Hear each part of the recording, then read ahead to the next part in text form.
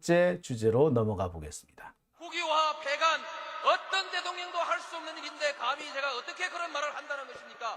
이치에 닿지 않는 말을 가지고 사람을 이렇게 몰약해서는 안 됩니다.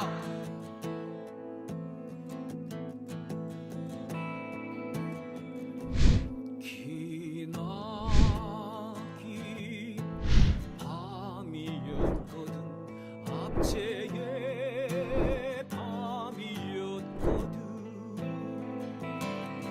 사랑이 한 몸 썩어져 이 붉은 사나에 사랑 해방의 횃불 아래 벌거숭이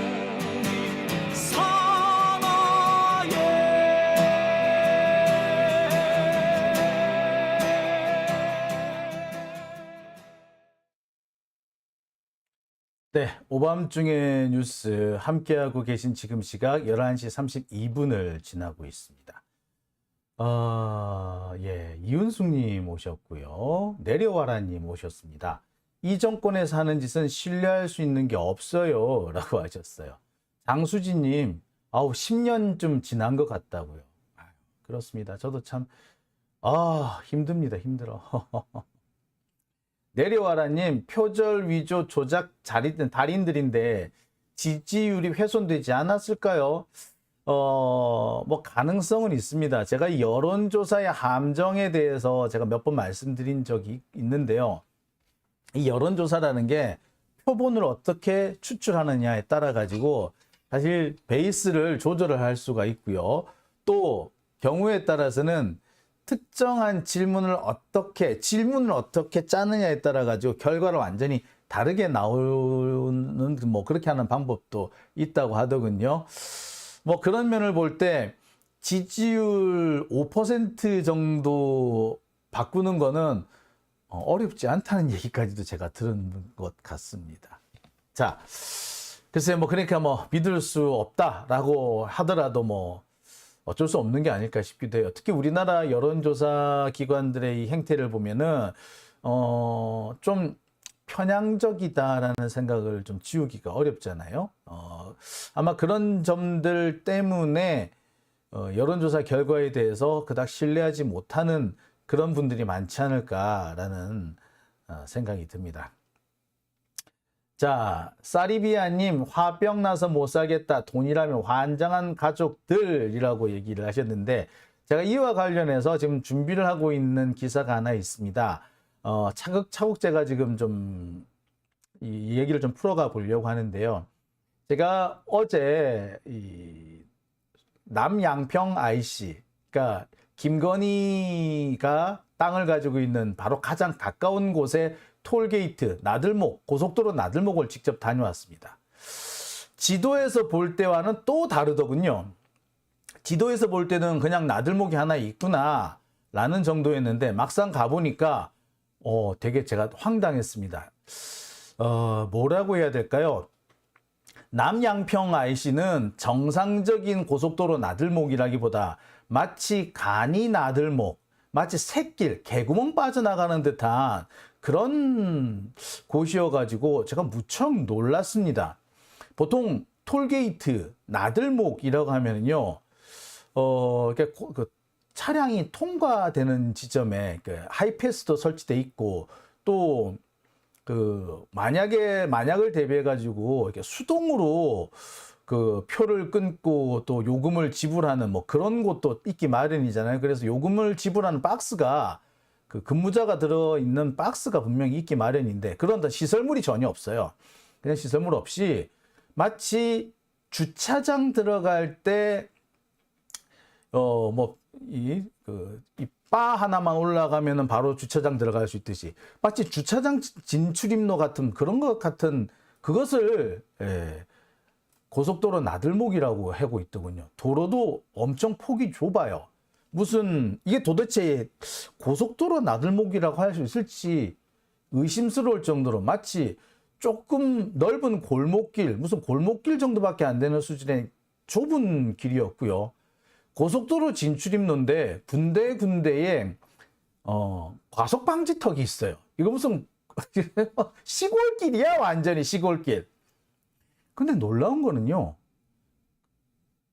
이 끝에 고속도로 휴게소가 자리하고 있다는 겁니다. 제가 늘 말씀드렸던 강상 휴게소, 남양평 휴게소가 바로 그곳인데요. 마치 그 나들목 근처에 휴게소가 있는 게 아니라 마치 휴게소가 있고 그 휴게소를 위해서 나들목을 그냥 임시로 하나 만들어 준 것 같은 그런 모습이었어요. 되게 당황했습니다. 제가 나중에 자세히 설명을 드릴 텐데, 마치 메인은 휴게소고 나들목은 그냥 갖다 붙여준 것처럼, 마치 이 고속도로 휴게소에 부대 시설처럼 만들어 놓은, 실제로 어떤 거냐면 고속도로에서 바깥으로 나올 때 이 휴게소 마당을 거쳐서 나와야 되고요. 고속도로 바깥에서 바깥에서 고속도로로 진입할 때도 휴게소 마당을 거쳐서 지나가게 돼 있어요. 전형적으로 휴게소를 위해서 모든 게 갖춰져 있는, 심지어 나들목마저도. 근데 여기서 중요한 거 하나. 이 고속도로 휴게소에서 약 500m 떨어진 곳에 김건희 일가에 숨겨진 땅이 있었다는 거. 그리고 약 1km 정도 떨어진 곳에 제가 몇 번이나 말씀을 드렸던 김건희 일가의 그 만 평 이상 되는 땅이 있다는 거. 이게 과연 우연일까요?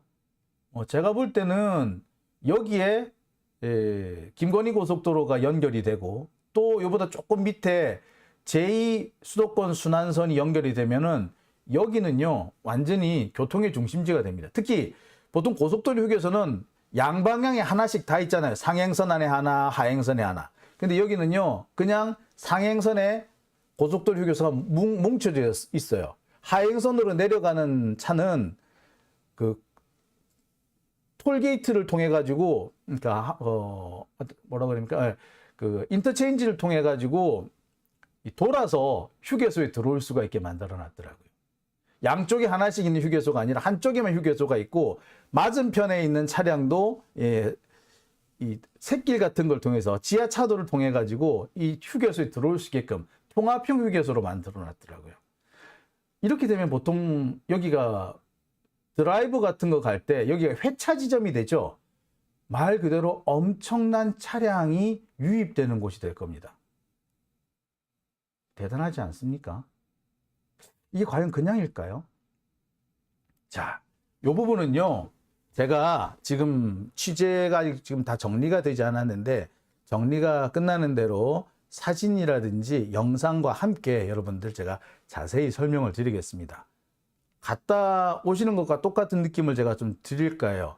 제가 갔다 와서 어찌나 기가 차든지 너무너무 놀랐습니다. 시골의 지방도도 이렇게 좁고 잡초가 그득하진 않을 거라는 생각이 들었습니다.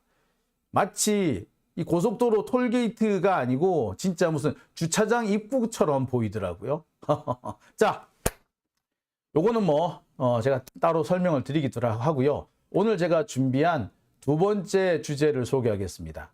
제가 준비한 두 번째 주제는요, 들통난 이화영 진술 조작, 미련 못 버리는 검찰. 자, 도대체 이유가 뭘까입니다. 자, 검찰이 이화영 전 경기도 평화부지사의 진술을 조작해 보려고 하다가 들통이 났죠. 이화영 부지사의 부인이 진짜 거의 육탄으로 저지를 하면서 검찰의 이 음모가 결국에 무산되고 말았습니다. 깜짝 놀랄 상황이었어요. 만약에 이화영 부지사의 부인 이분이 아니었다면 아마도 무슨 일이 벌어졌을지 모르겠다 싶을 정도로 아슬아슬한 상황이었던 것 같습니다.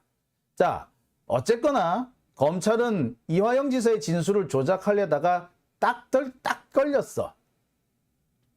그러면 이렇게 나쁜 짓 하다가 딱 걸리면 범죄를 멈추는 게 정상 아닌가요? 그렇잖아. 도둑질 하다가 걸리면 도둑질을 멈춰야죠. 그런데 지금 검찰은 멈추지 않고 계속 나가려고 하고 있습니다.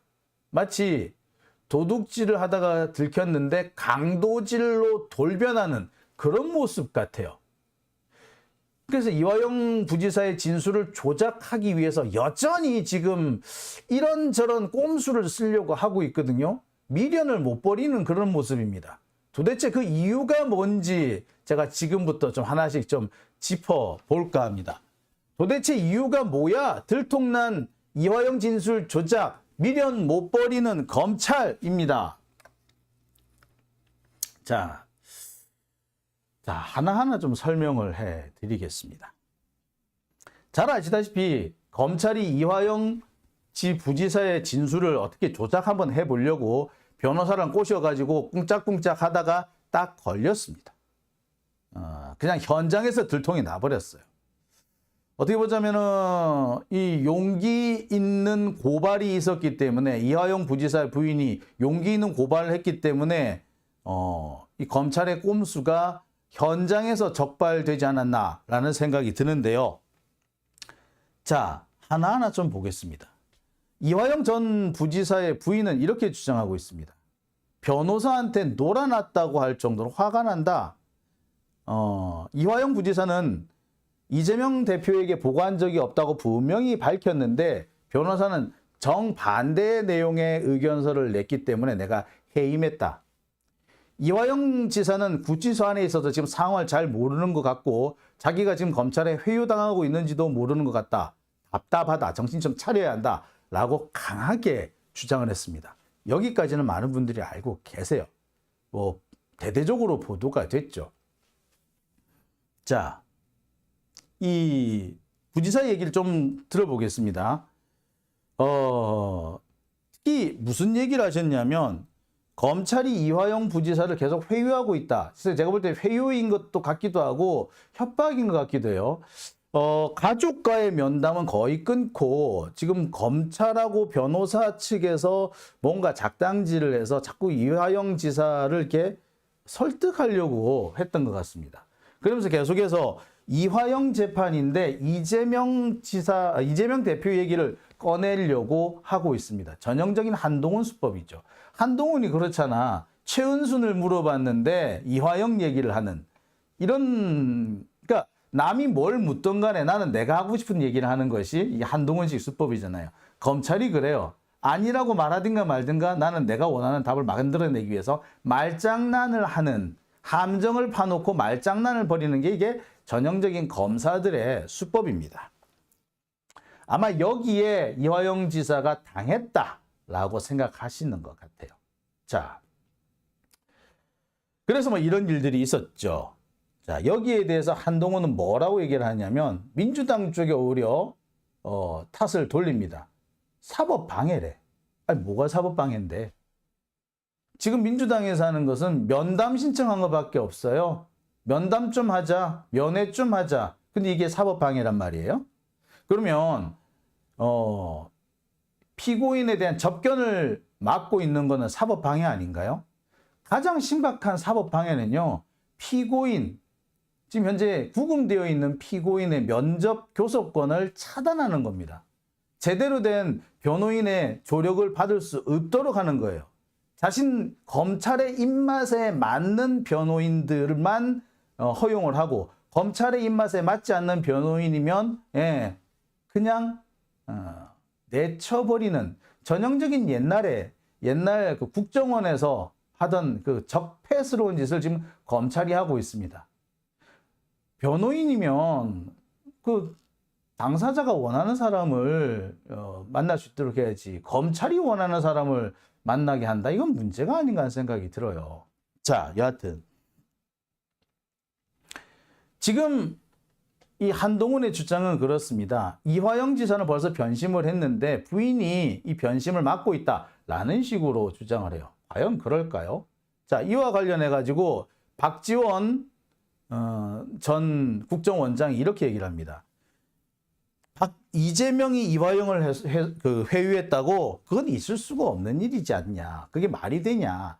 밖에 있는 사람이, 아니 지들은 붙잡아 놓고 가둬두고 있는데 어떻게 밖에 있는 사람이 회유를 한단 말이냐. 붙잡아 놓고 있는 지들이 회유하면 회유하지. 자, 이 양반 정말 말씀 잘 하시는 거예요. 예. 어떻게 붙잡아 놓고 있는 피고인을 붙잡아 놓고 있는 검찰이 회유를 하면 하지 밖에 있는 사람이 어떻게 회유를 한단 말입니까? 이게 말이나 되는 얘기예요? 이 말도 안 되는 얘기를 늘어놓는 것 자체가 이게 궤변입니다. 솔직히 말해서 지금 뭐 이재명 대표한테 뭐 이재명 대표가 뭐 회유를 하고 있다는 등 어쨌다고 하는 등 그거 다 개소리예요. 붙잡아 놓고 있잖아. 지들은 구속시켜 놓고 있잖아. 근데 진술 조작을 하면 지들이 하지 누가 한다는 거예요. 자, 전형적으로 검찰이 잘 쓰는 수법입니다. 자신들이 범죄를 저지르다가 들키면 거꾸로 상대방한테 죄를 더 씌우는 거죠. 마치 도둑질하다가 들켰는데 도둑이야! 라고 외친 그 사람한테 저놈이 도둑이다! 라고 뒤집어 씌우는 아주 황량한 상황이 지금 대한민국에서 벌어지고 있습니다. 그런 짓을 검사라는 놈들이 하고 있어요. 이게 검사입니까? 이게 법률가예요? 다 사라져야 될 사람. 근데 제가 드리는 말씀이 그거예요. 검사 탄핵을 했어야 한다고. 검사 탄핵을 이두봉 같은 사람 명백한 범죄 혐의가 있었던 이런 사람들은요. 탄핵 소추를 했었어야 돼요. 그래서 검사를 잘랐어야지 검사들이 조심을 한다고 내가 잘못하면 내가 탄핵을 당할 수도 있구나. 탄핵을 당하면요. 5년 동안 공직에 임용이 될 수가 없고요. 탄핵당한 검사는 변호사로도 등록할 수가 없어요. 한마디로 말해서 검사들의 밥줄을 딱 끊는 거지. 이것만큼 검사들을 정신 차리게 할 수 있는 제도가 없어. 근데 왜 안 하는지 모르겠어요. 나 진짜. 그거 안 하는데 거기에 가장 적극적으로 반대하는 사람들이 내가 누군지 대충 알아. 그 사람들이 뭐라 그런지 알아요? 응? 뭐 탄핵한다고 헌재에서 받아주겠냐? 해봤냐고, 씨. 이두봉 같은 사람은 해봤냐고. 이두봉 같은 사람은 그 사람은 할 수밖에 당연히 했었어야 되는 거예요. 그 다음에 엄희준 이런 사람들 같은 경우에는 명백한 불법이 있지 않습니까? 그런 사람들 탄핵했어야지. 왜 안 하느냐고. 안 하니까 이 검사들이 지들 멋대로 설치는 거 아니야. 아무도 검사들의 잘못은 손을 댈 수가 없다. 그러니까 지들 안 한 우인 아닙니까? 이것을 통제할 수 있는 유일한 방법이 탄핵이에요. 탄핵. 그거 왜 안 합니까? 참 답답해 죽겠네. 자, 여하튼 자, 이화영 지사의 부인이 오늘 그 김현정의 뉴스쇼에 출연을 해가지고 이런 얘기를 했습니다. 검찰이 이화영 지사를 달달달달 들들 볶고 있다라는 겁니다. 지난 10개월 동안에 상당히 많은 굴곡이 있었는데 맨 처음에는 뇌물죄였다. 그러더니 갑자기 남북외환관리법을 남북외환관리법이 아니고요. 이거는 남북교류협력법입니다. 남북교류협력법 위반을 적용하더니 갑자기 방북 추진을 쌍방울에게 대납시켰다는 프레임이 작동되더라. 자, 그러더니 갑자기 국정원에서 문건이 나왔다 어쩌다 하더니 갑자기 재판을 비공개로 하더라. 그러더니 갑자기 그 다음날 진술을 번복했다라는 기사가 쏟아지더라. 자, 여기서부터 조금 이상하죠. 딴 게 중요한 게 아니라 재판의 주제가 뇌물죄였는데 갑자기 남북교류협력법 위반으로 바뀌더니 방북비용 대납으로 프레임이 바뀌더라.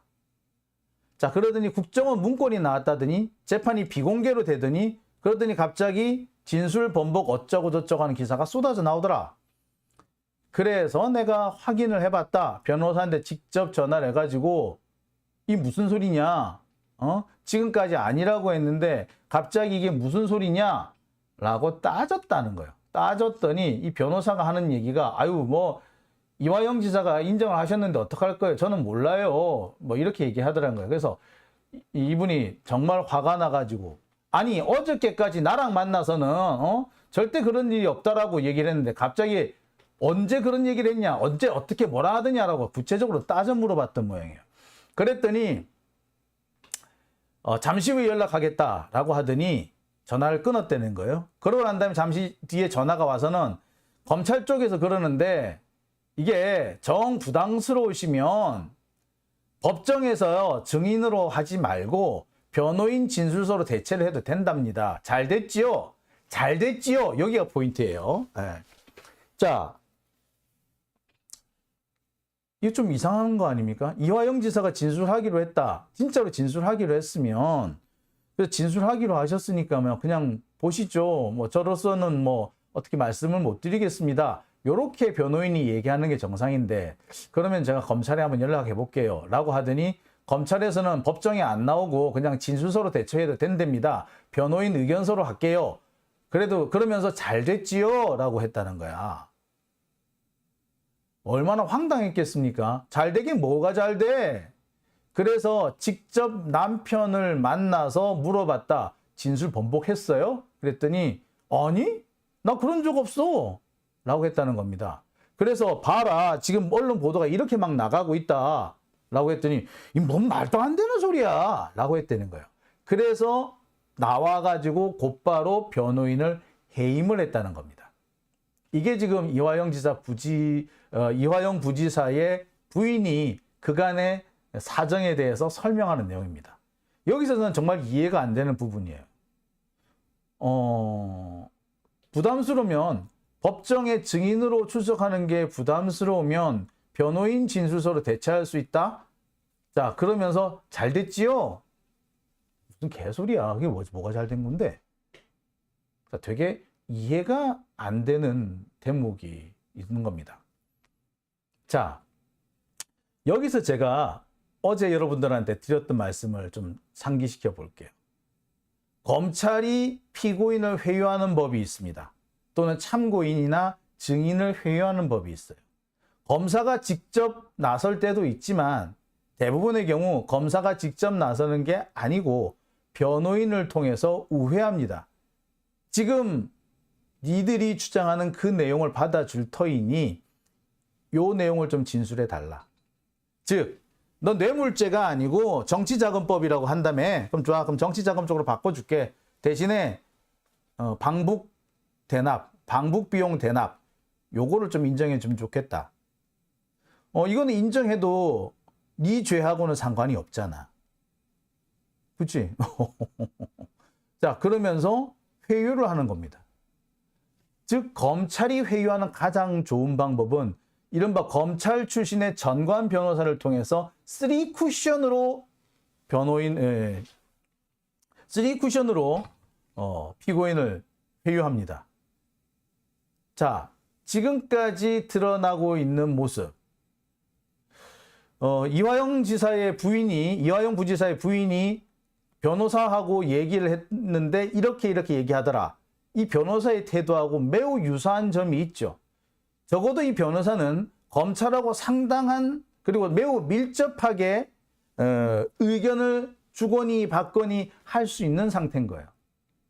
이화영 부지사의 부인이 어떻게 그럴 수가 있나요? 막 이렇게 항의를 하니까 그게 부담스러우세요? 그러면 검찰이요, 그냥 변호인 진술서로 바꿔줄 수도 있대요. 잘 됐죠? 이 말을 한다는 건 뭐야? 그 사이에 검사하고 통화를 해봤다는 얘기잖아. 그죠? 누가 보더라도 이 변호사가 검사하고 매우 밀접한 거래 관계를 갖고 있다라고 볼 수 있습니다. 게다가 이화영 부지사가 지금 선임하고 있는 법무법인 해광, 여기에 검사들이 많다라고 말씀드렸죠. 자, 누가 보더라도 이거는 검찰이 회유를 했다라고밖에 볼 수 없는 대목입니다. 자, 여러 가지 정황이 있어요.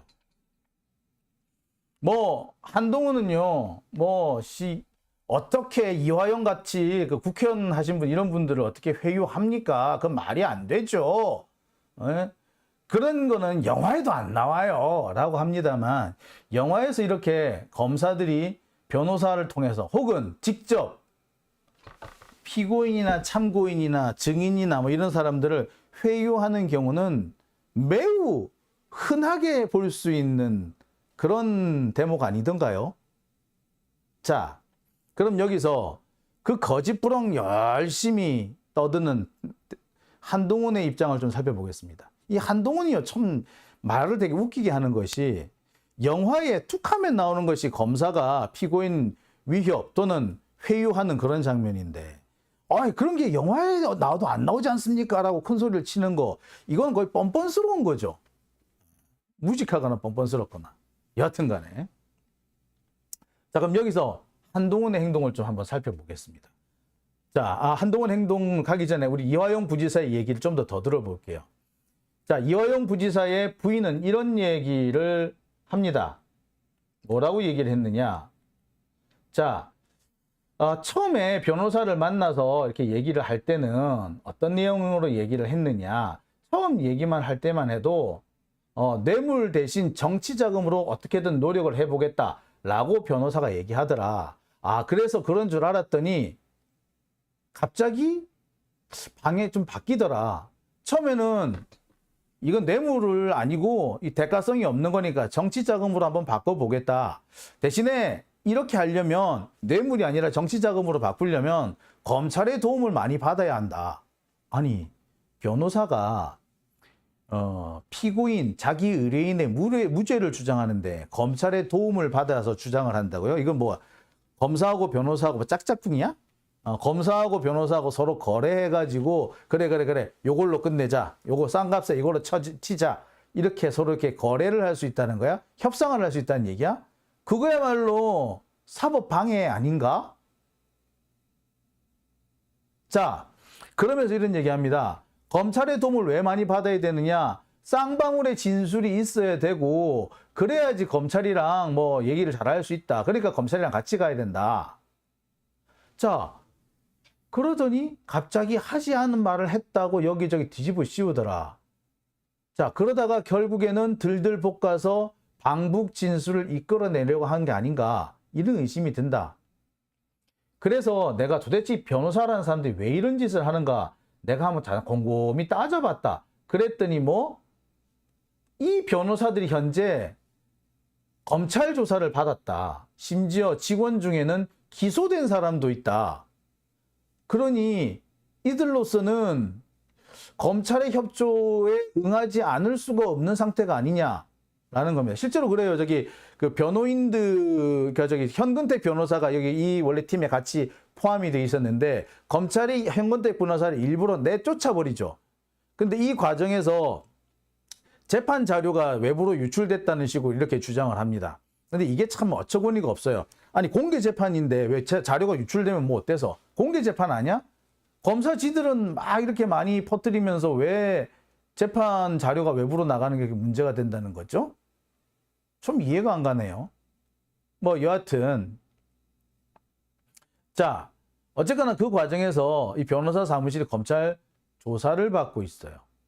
자, 이것 때문에 변호인이 자신들이 좀 빠져나가기 위해서 검찰에 협조를 해줄 수밖에 없는 상황이었다. 이렇게 보는 거죠. 결국에 검찰이 이 변호사들을 압박한 거다라고 봐도 과언 아닌 거죠. 마치 정경심 교수 사건에서 첫 번째 변호인을 맡았던 박형철이 갑자기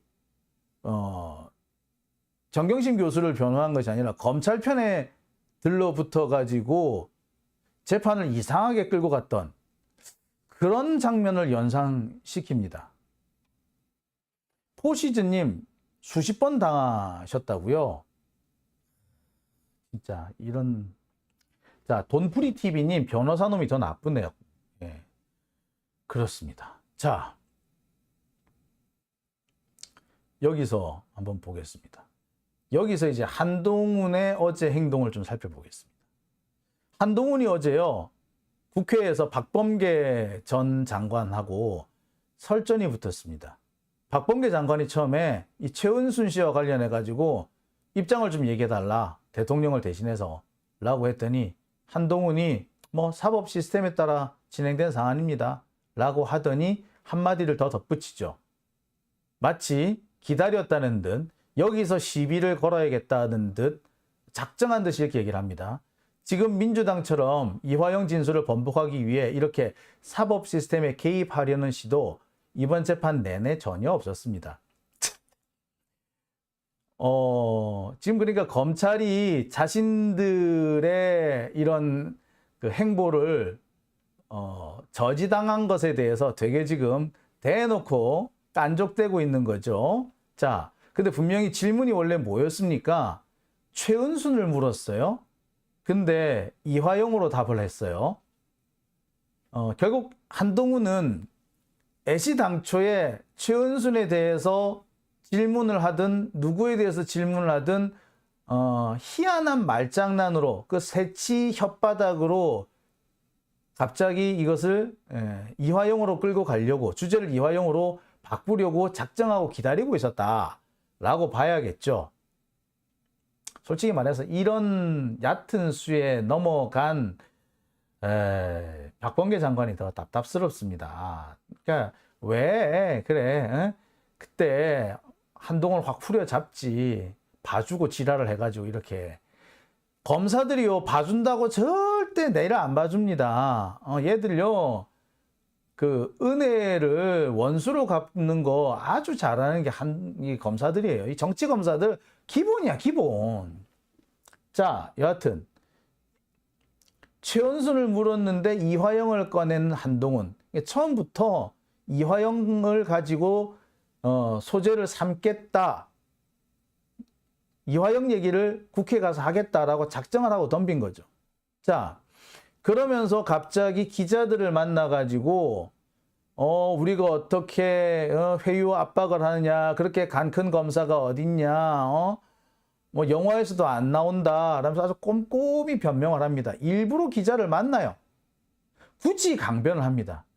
즉 여기서 볼 수 있는 것은 한동훈이 어제 국회를 간 것은 법사위에 참석하기 위해서도 아니고 박범계 장관의 질문에 대답하기 위해서도 아니고 단지 이화영 얘기를 해서 지금 현재 이화영 진술 조작이 들통난 것에 대해서 어떻게 하든 간에 이거를 민주당 쪽에 뒤집어 씌우고 싶었던 게 검찰의 지금 태도였던 원래 그 속내였던 겁니다.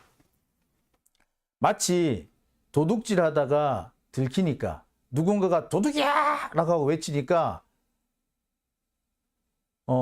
도둑질하다 들킨 그자가 거꾸로 도둑이야 라고 외친 사람을 향해서 저놈이 도둑이다! 라고 뒤집어 씌우는 그런 형국이 되어버린 겁니다. 어제 한동훈은 그런 짓을 하려고 국회를 간 거야. 그죠?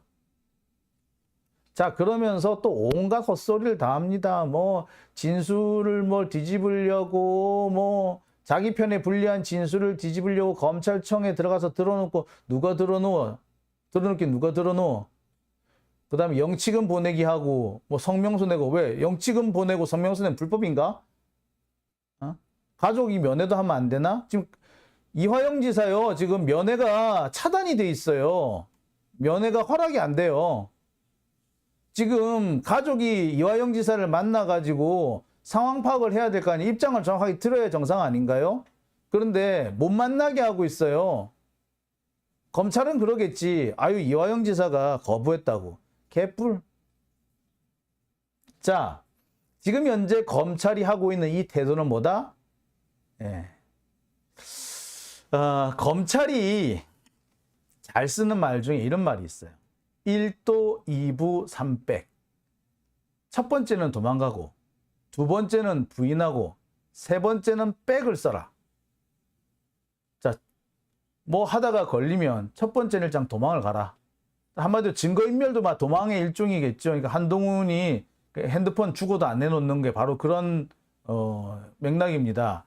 뭐 여러 가지 상황에서 뭐 지금 특히 그 고발사주 사건도 마찬가지고 또 검언 유착 사건에서도 마찬가지고 가장 중요한 핸드폰이 제출이 안 되잖아요. 그죠?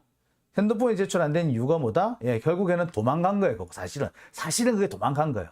1도, 2부 도망을 가고 도망가도 안 되면은 2부 부인해라.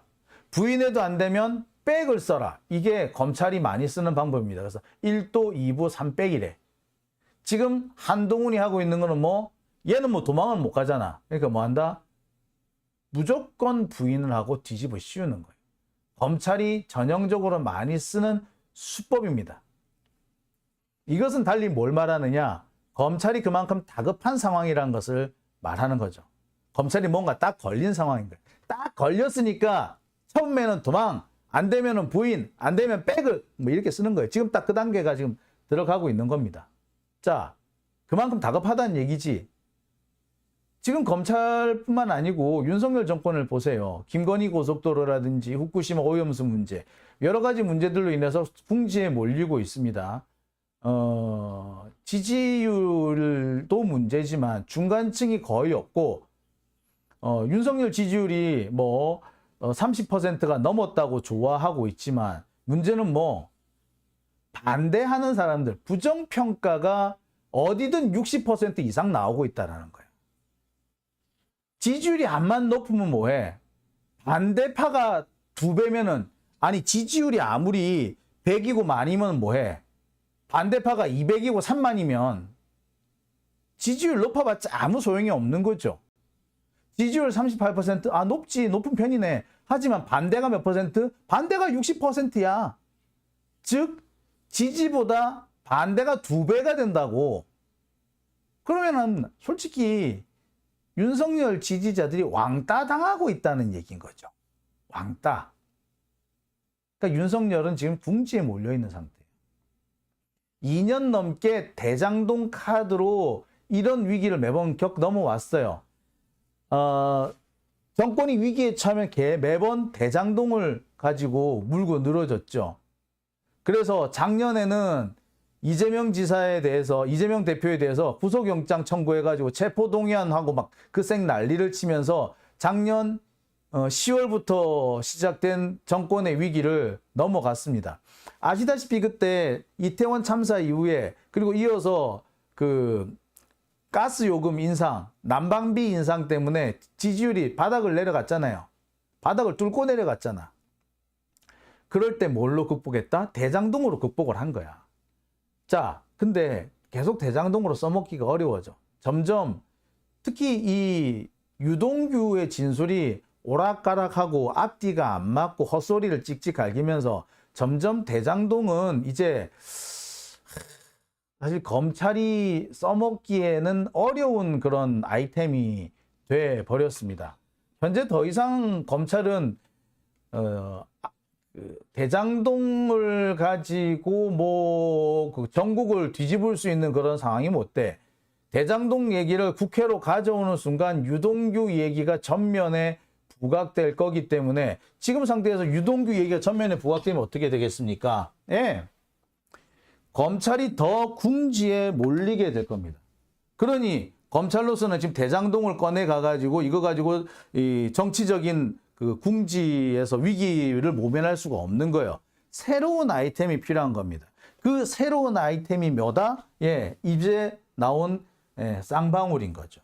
쌍방울을 이용해 가지고 정치적인 위기 상황을 극복해 보려는 것이 현재 검찰의 속내인 겁니다. 2년 넘게 써왔던 이 대장동 카드가 더 이상 쓸 수 없게 되는 약발을 다 해버렸기 때문에 그 대체품으로 지금 급하게 섭외한 것이 바로 쌍방울 카드인 거죠. 근데 이 쌍방울 카드가 현재로서는 앞으로 얼마나 더 잘 먹힐지 솔직히 잘 모르겠어요. 안 먹힐 것 같아요. 점점 안 먹히게 될 가능성이 커집니다. 이 역시도. 문제는 그 핵심이 뭐였다? 예, 바로 이화영 지사의 부인이 직접 현장에서 검찰의 회유 압박이 있다는 것을 만천하에 공개한 것이 결정적이었던 겁니다. 검찰로서는 이 이화영 지사의 부인, 이 부인이 한 얘기를 어떻게든 간에 오염시키고 뒤집어야 돼. 오염시키고 뒤집기 위해서 가장 쓸 수 있는 유일한 방법, 검찰이 쓸 수 있는 유일한 방법은 여론전밖에 없는 겁니다. 지금 그래서 현재 검찰은 여론전을 하고 있는 것이고 그 여론전의 결과가 어제 그리고 오늘에 있었던 이 한동훈의 이런 태도와 직접적인 연관이 있는 겁니다. 달리 말하자면 검찰로서는 이화영 지사에 대한 진술 조작, 이거를 놓칠 수가 없는 거죠. 이거를 놓치면은 검찰로서는 상당히 중요한 손실을 입을 가능성이 큰 거야. 타격을 입을 수밖에 없는 거죠. 대장동 더 이상 쓸 수 없는데, 그래서 정말 긴급 아이템으로 섭외한 것이 대북 송금이었는데, 자, 이 대북 송금의 가장 핵심적인 포인트가 이화영이었는데 그 이화영의 진술을 쓸 수 없게 돼버렸다? 예. 그럼 뭐겠습니까? 검찰로서는 죽으나 사나 수단과 방법을 가리지 않고 이화영 지사의 부인의 진술을 어떻게든 간에 흔들 필요가 있는 거고, 즉 언론 플레이를 할 필요가 생긴 거죠. 그게 지금 검찰의 상황이고 그게 지금 한동훈의 상황인 겁니다. 한동훈이 이렇게 최은순을 물어봤는데 이화영으로 얘기하는, 이 무슨 뭐 독백하는 것도 아니고 말이야. 이런 행동을 보이는 이유는 거기 간단히 있습니다. 더 이상 대장동을 쓸 수 없게 됐다라는 것. 그 대장동을 더 이상 쓸 수 없게 됐으니 이제 어떻게 수단과 방법을 가리지 않고 이걸 써먹어야 되는 거죠. 어떻게든 간에 이화영 지사에 대한 진술, 이거 조작을 써먹을 수밖에 없는 겁니다. 그러니까 들켰는데도, 도둑질이 들켰는데도 포기하지 못하고 어떻게든 살려보려고 저 무리수를 두고 있는 거죠. 한편으로 보면은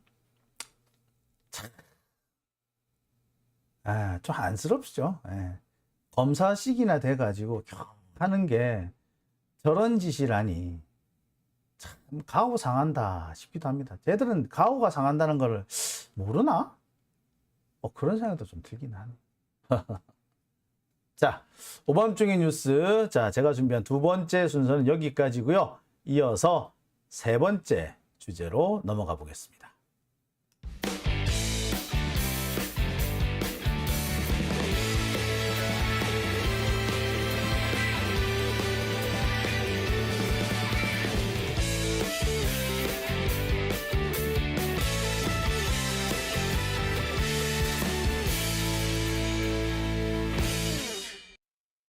네, 오밤중의 뉴스